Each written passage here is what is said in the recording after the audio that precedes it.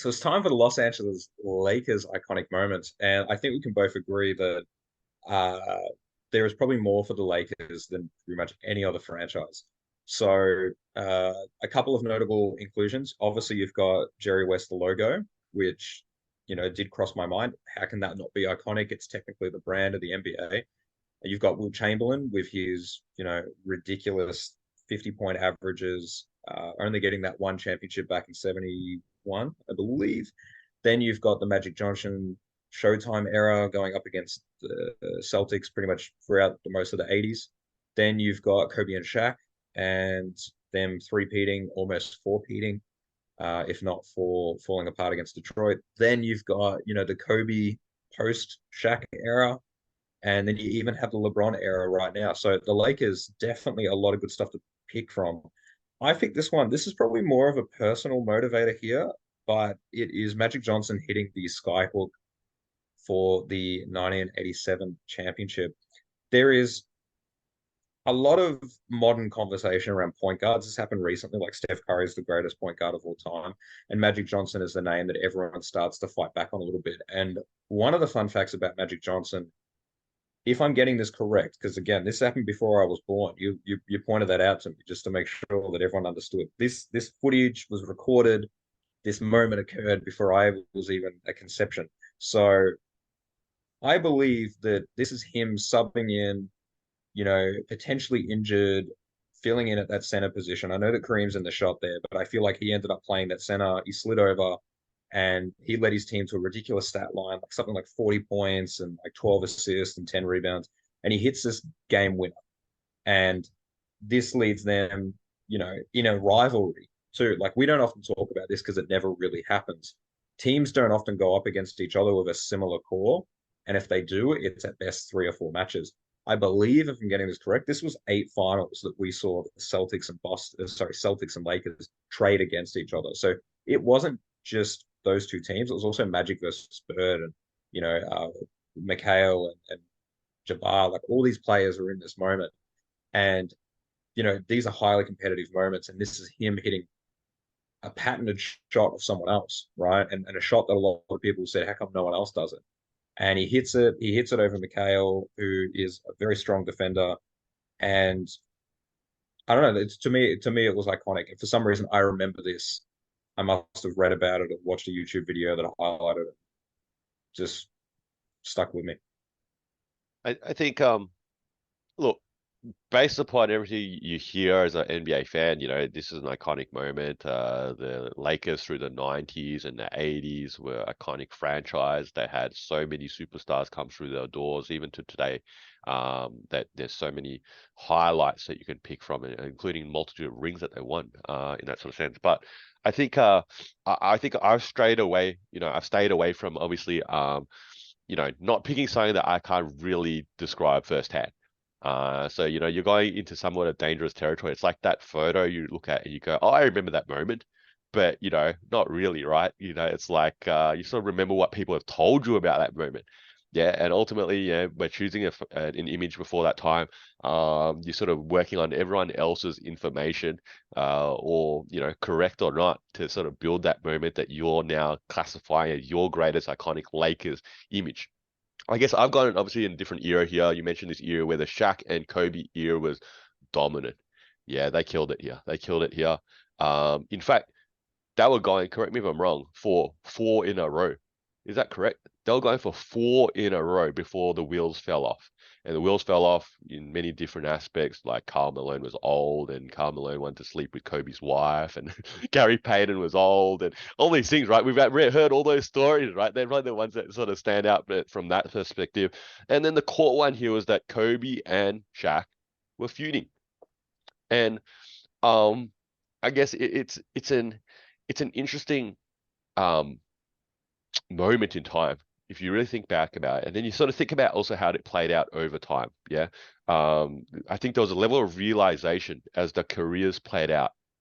Yeah, because these two players are Hall of Famers, all-time greats, potentially both of them in a top 10 conversation. Yeah, that what if they just didn't fight?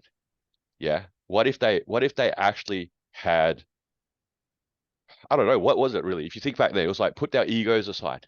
What if we said that, we were okay with how the other guy is and we just played basketball and, we got this dude that's in the middle that's just dominant, but, clearly he's pretty casual about some of the stuff he approaches and can't shoot free throws, but, just smashes every other big man in the league. Yeah. Then we got this shooting guard that's got this sort of, mentality that just, nothing's going to stop him from just getting that W. And like that includes his work ethic that he's just going to put it in at any time of the day. And he sort of has that expectation that everyone around him does the same thing. It's a huge conflict, obviously, of personalities there that led to this dissembling of this team, I guess. But they could have. We talked about greatest teams of all time, and the Lakers are probably in that conversation to a certain extent. Which year were they potentially one of the greatest teams of all time? But this could have been something that was much more than those years that they went to four finals together, won three rings together. Could have something been more than that. They were still in the prime. Um, Kobe, Kobe could have eclipsed MJ.